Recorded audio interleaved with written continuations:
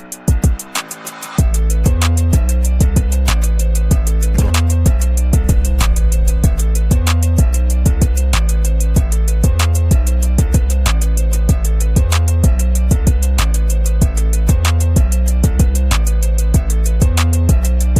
and welcome to another exciting episode of the Andre The Beast Crayton Show. Today, we're going to go all the way down to one of my favorite parts of Florida, Tampa, Clearwater. And we're going to talk to a young lady, beautiful young lady whose journey is truly one of strength, perseverance, overcoming, and truly that beast mindset. Like to welcome to the show.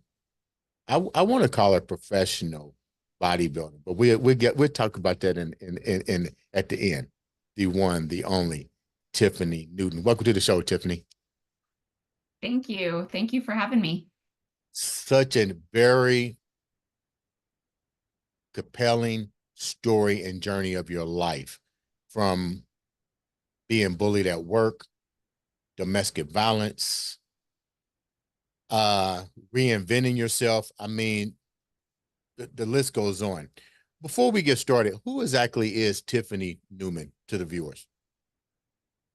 Well, I am a strong woman raised by a very strong woman. I'm an Army brat. My dad was in the military for 23 years. And I am just an independent thinker and a dog mom. Okay. And how long you been in Tampa? Since 1996. And you love Tampa? Where were you at before Tampa? I was in Missouri, where I Okay. went to college. Okay. Let's start with this bullying at work. I never heard of something like this from adult behavior. Take me down that road. How did that even come about? Well, as I exited my abusive relationship, I was reevaluating some things at work, and tensions were high at work. They had shut down a couple of the franchise locations, and the company's no longer in business, by the way. But the stress from the owners of the company rolls down when things are getting tough. But one of the consultations that I had set up for a salesperson came back and apparently hadn't been contacted according to management. And so management, my boss, sent out a message to all the managers saying, have a conversation with Tiffany. She's not doing her job. If it's not in Salesforce, it didn't happen. And someone looped me into the conversation, and I responded back of, I was actually more diligent than your consultant. If you scroll down into Salesforce, I was the first one to contact the patient. And basically I said, and I looped HR in on the whole thing. And I said, I don't appreciate being called a liar. And then I just pretended it proceeded to get gaslit. I never called you a liar. I never, like, it just became this whole rolling downhill scenario where it was absolutely, I was being called a liar on something that I was still doing my job for. Did you foresee this happening? Were there like any indications that this was going to happen to you? Well, the personalities of specific people, especially as I escaped that type of personality, became more of a red flag, or even a neon red flag in certain instances. So you can actually pick up what someone is going to react to or how they're going to react, because the blame is always on the other person. When times are tough, they're going to find a scapegoat, and he thought I was a scapegoat. I was going to stick up for myself. I had already gotten out of a terrible situation. I wasn't going to get walked on again. When you're dealing with this in your workforce, in your workplace, were people rallying around you that knew your character, that knew what you was doing was the standard protocol? How many people actually came to your side to say, this isn't right?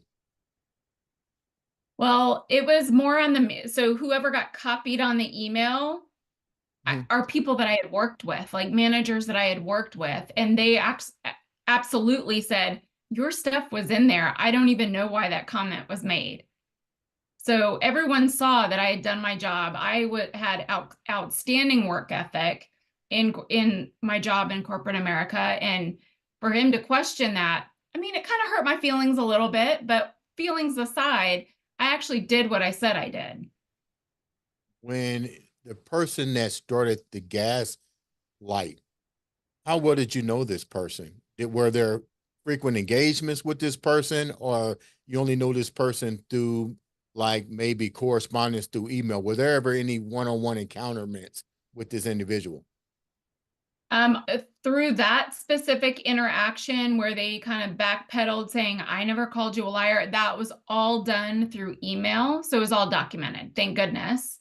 And it was, I never called you a liar. I, never said that you didn't do your job. If you scroll back, he clearly said I didn't do my job. Did you ever know this So person to face kind to of face? rewrite history. Did you ever know this person, like physically shake this person's hand or anything like that? I did. Yeah. I mean, so there was a team of managers and he was the manager's boss. Did you have any, did you feel anything about him? Not emotionally, but I mean, when you have meetings with this individual, did they even resonate that they were that type of person that would throw you up under the bus or gaslight you in any way, shape, form, or fashion? You know, Looking back, yes, but in that moment, I still wasn't, I was questioning how I judged people, or not judge people, or how I read people. Could I trust my own picker of people's characters, right? Um, and now looking back, yes, but in that moment, I didn't know. I just knew that the way I was being treated and the way that that whole situation came about, and how that person portrayed themselves at work, I just felt uneasy. Like I'd never listened to my intuition on that It just go because I to was in a show, corporate yeah, setting. yeah. It just goes to show that your first instinct may be your best instinct. But with that Yep. said, what were some of the things that now that you look back and go, you know what, that was a sign that I should have taken in consideration? What were some of the signs now that you look back? So I think one of the biggest ones is they were never wrong. Everyone's wrong sometime. It's human, right? It's human nature. And it's even more human nature to admit that you're wrong sometimes, right? But they were never wrong. And that was clear. That was the flashing neon sign of, because he wrote it, it was true. No, that's not correct. And to just throw someone under the bus before you fully investigate, to me, that speaks about a person's character as well. So Before, that was just the biggest thing of looking back and just not fully investigating, and just because you stated it in email didn't mean it was true. how did you manage to overcome that? I mean, I know you started your own non-for-profit. We'll get into a minute. What I'm doing with the audience is taking them through different scenarios of your life to show how you uh persevered. So you get into this. How do you get out of it? Sort of not being collateral damage and unscathed. You're scathed to some degree, but how do you manage to just say, okay, this isn't what happened. How do I get out of this and continue on with my journey? So at that point, I had my abusive relationship. I had the bully of a boss, that whole scenario. I said, I'm done. So I searched for a quick way that I could easily go work for myself in some form or fashion. And I had talked to someone who had gotten their insurance license. So I said, fine, that's easy. I can get that quick. I can start on my own. I can go work for a company. If this doesn't work, I can take my life insurance, like, certification elsewhere. So that's what I did. I said within, I think it was 3 weeks, I had my insurance certification. I passed, gave my notice, and I was out. They walked me to the door and I said, sayonara. So I wasn't going to give it another chance to repeat itself. So I got my insurance license and started helping families protect themselves. Let's move back even to something more darker. You shared something in your bio that you said you was dealing with failure and trauma all at the same time. I thought that was very interesting because when people fill out their questionnaires to come on the show, I do read them, but that particular phase stood out like a microscope. What do you mean by that? Well, with going through the leaving of the abusive relationship and getting manipulated out of money and having to find my feet again, all of it was just, it was kind of compounding like a snowball. I just felt that I had to keep treading water until I was in the shallow end where I could step out of it. And I just felt that with those obstacles, I knew I could get past it because I was raised that way, right? My mom was raised by a Marine. I was in, my dad was in the Army. Like, we were just raised, you rise and overcome, and you just find a way to do it until you do it. And so I just continue to push forward to get out of the scenario that was dragging me down. Let me ask And you. that was, go ahead. Go ahead, Tiff. That was what now? It was just so, it was that time from like October 2018 into like February 2019. That was kind of like a deep healing bucket. I don't even know how to describe it other than that. Like, all my stuff was like jammed in that bucket, and I was trying to figure out how to poke holes in it and let it drain so I could kind of heal one layer at a time. But that was a trying time, and that was caused me to like reevaluate everything that was going on in my life. When you talk about trauma, you talk about failure. How deep was the abuse in your relationship? Because those are two words that you clearly tag together. Most of the time when you hear domestic abuse in relationships, it's just the word domestic abuse. They never open up and say such things as failure and so forth. But what was that like for you? Like, what were some of the things that you was going through in your domestic in your relationship that led to domestic abuse? Yeah, so meeting this gentleman, I met him at a dog park. So I'm a dog mom. So I'm thinking people who like animals are good people, right? You like the walls come down a little bit, you give them a benefit of the doubt, you ignore some of the red flags. Hmm. Never will I ever ignore those red flags again, because that was like the end, the end of the end at that point. Really, my self-esteem was kind of down. My shift at work was changing, or my stuff at work was changing around. So the uneasiness causes some self-doubt, some self-worth, kind of thing, self-esteem. I've always been a pretty confident person, but anything can chip away at that. I mean, you have a bad day, you kind of have a lull, right? You have a great day, it goes back up. And I just by chance got sucked in at that lull, from humor that was disguised, or manipulation disguised as humor, little comments here and there that started the digging of, sucking my soul dry of who I was at that time. Just really bit by bit, not being able to recognize myself, Was your questioning my abuse own judgment. was your abuse more mental, physical, or emotional, or all of the above? It was physical, it was emotional, it was mental, it was financial, it was religious abuse. It was all of it, all wrapped up. Um, How do you Manipulated do out of religious money. abuse? How do you do religious abuse? I never even heard of that. Yeah.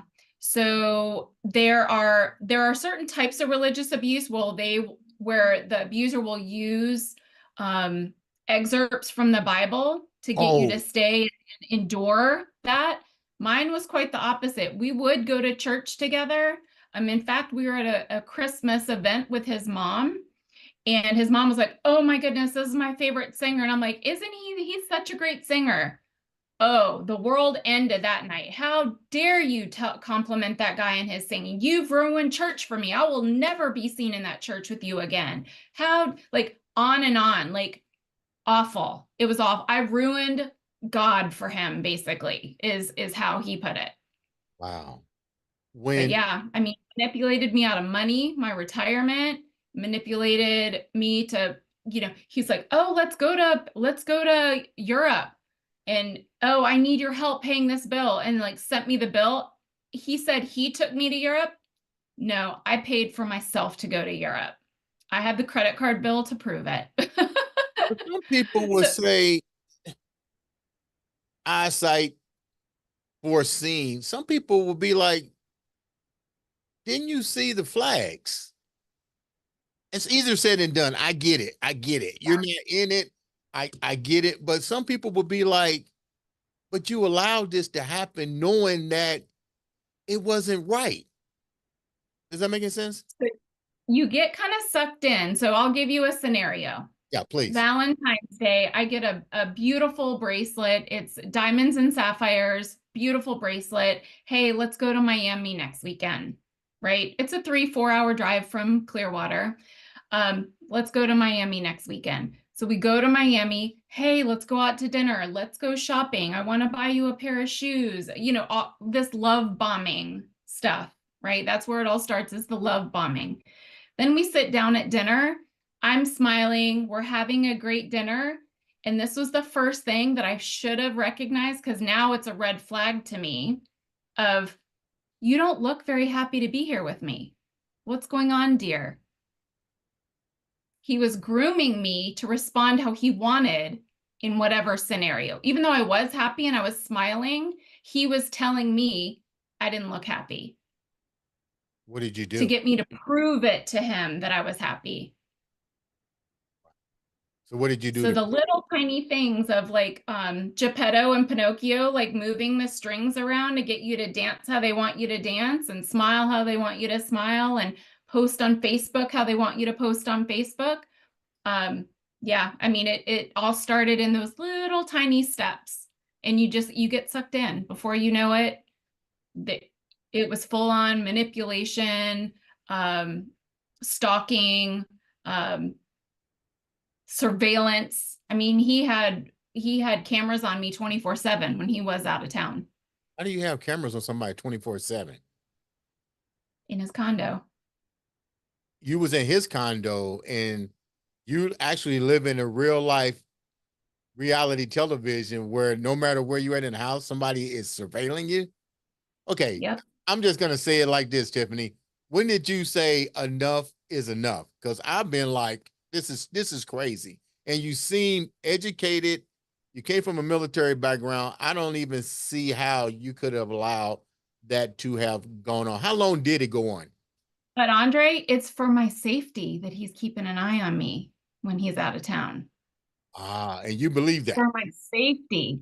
When a Okay. contractor comes in, it's for my safety.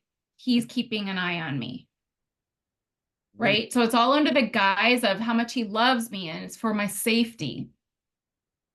when did you say wait a minute. Did your family oriented from the military? That's Yeah. very tight knit. Somebody in Yeah. your family had to say, "What the hell are you doing?" I was too ashamed to tell them. You hid it from them that good? The shame and the guilt. I actually left. There were 4 separate times that I left, and I finally left on the 5th time. Why It did took you me 5 times to finally cut the cord. why did you keep coming back? That's the question that the viewers probably Trauma. ask. It's a trauma bonding where this will be fixed. And it was never an apology. It was, this is all you. If you do this, our relationship will be great.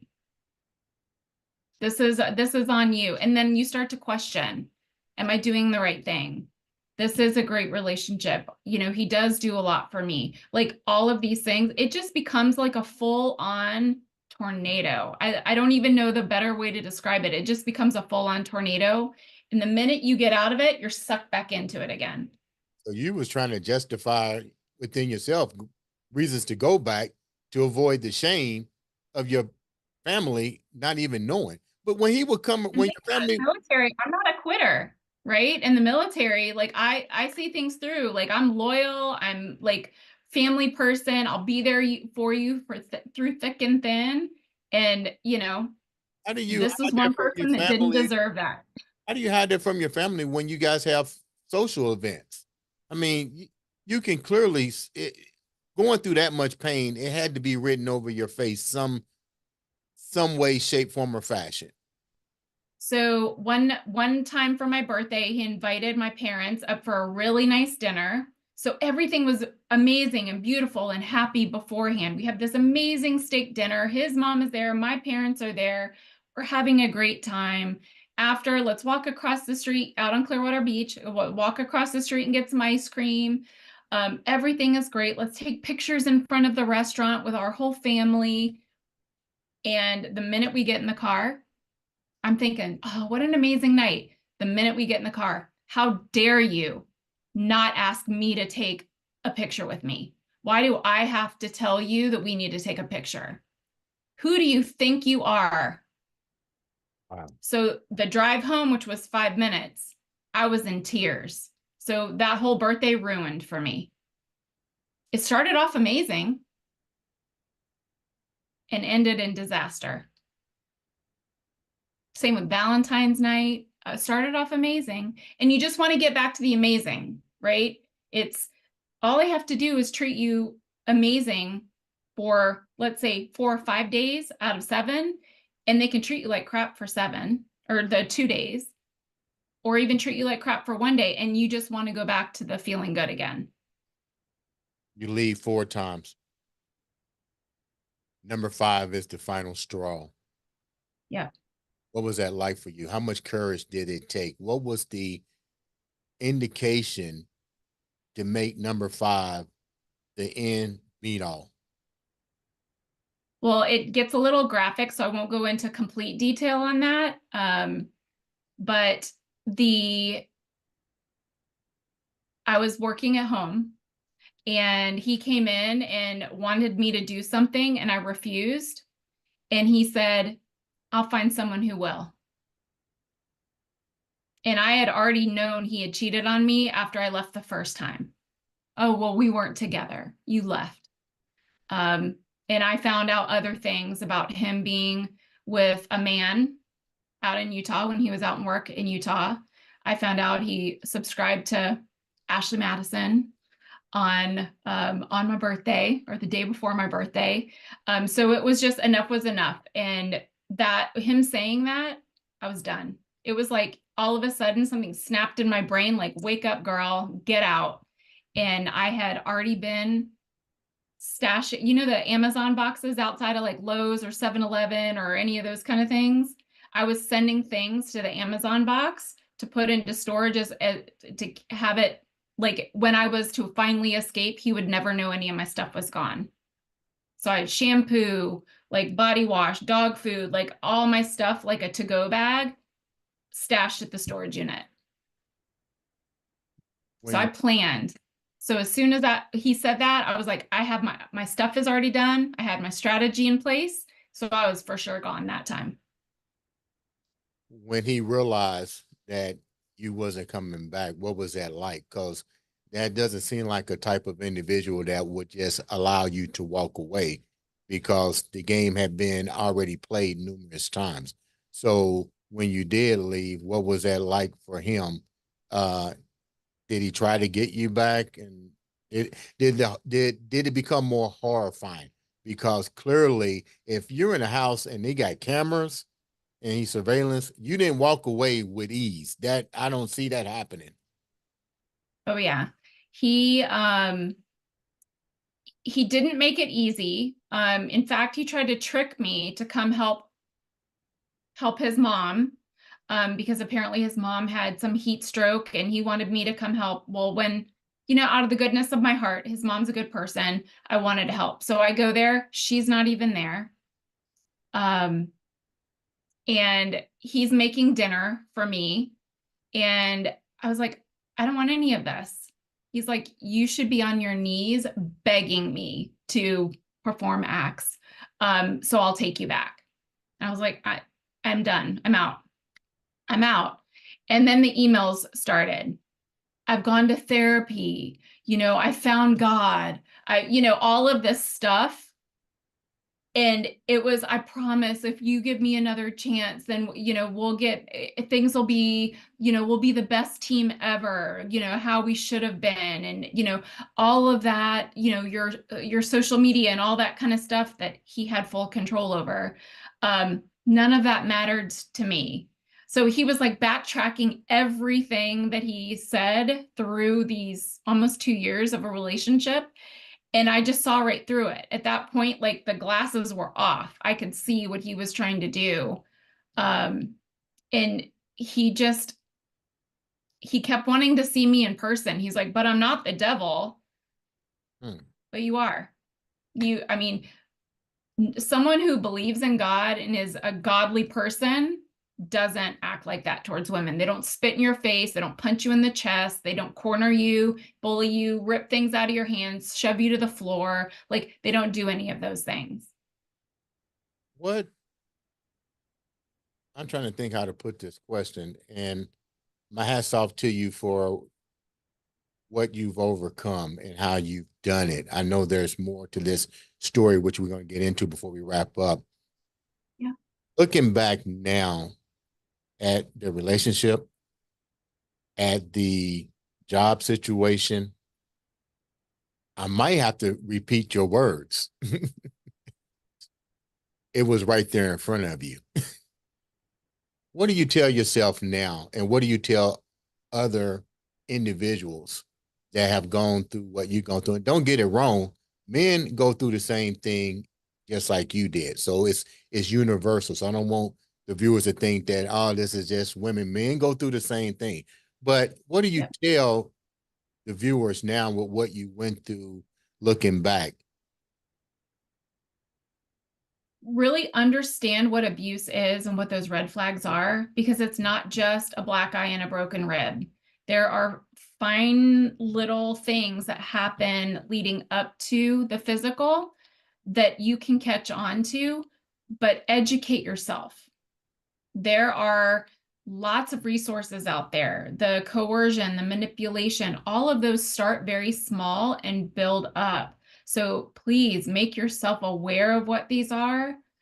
Protect yourself. Go learn a self-defense class. I'm getting certified in Brazilian Jiu-Jitsu for a reason, for self-defense, to be able to help teach other women. My nonprofit helps teach women self-defense and safe exit strategies. Protect yourself, because it's not always going to be black and white. It's never going to be, well, they're a bad person or they're a good person. There's that gray area that if they start the manipulation, it can escalate into physical very easily, to the point where, the stories that I hear on a regular basis. So one of the girls that I spoke to, her boyfriend thought it was funny if he held the gun up to her head and clicked it. He said it was empty, held it to her head, clicked it, held it in her mouth, clicked it. She was like, okay, that's enough. The first time was crazy. The second time she was scared, so she didn't even move. She ran for the back door. He put it to her back and went to click it, and he slipped, and it actually shot a bullet through the door. Like, those types of things, learn how to protect yourself. Go to a gun safety class, learn how to unload a gun, like whatever that takes, learn to protect yourself. And if you have children, don't stay with an abuser for the sake of your children. They recognize it. They will have trauma from all the abuse that they see you going through or hear. If they don't physically see it, they're hearing you go through it if they're not getting abused themselves. And dogs, animals, they all feel the abuse too. Same kind of thing. Don't let kids and animals be the barrier for you to leave, because they can be. Let's talk about the great things that you're doing now, which are truly great. You actually have a non-profit organization. And let me throw this out there. A lot of people don't know you also competed in bodybuilding and powerlifting. So did this happen after all of this, or you was doing this prior? So I competed in bodybuilding in 2012 and 2013 and got into powerlifting like 2014, 2015, and I was getting ready to compete for powerlifting in 2016. And I met my abuser December 2016, but we didn't start dating until January 2017. Which one do you like better, powerlifting or bodybuilding? You know, there's something about being able to lift heavy stuff off the floor and squat heavy things that's really amazing. You feel like Wonder Woman. But you can still do that bodybuilding. You still have to lift heavy weights too, to some degree. So tell me a little bit about your I non. love both. Tell me a little bit about your non-profit. What is the mission? What do you guys do, and how can people know more about your non-profit?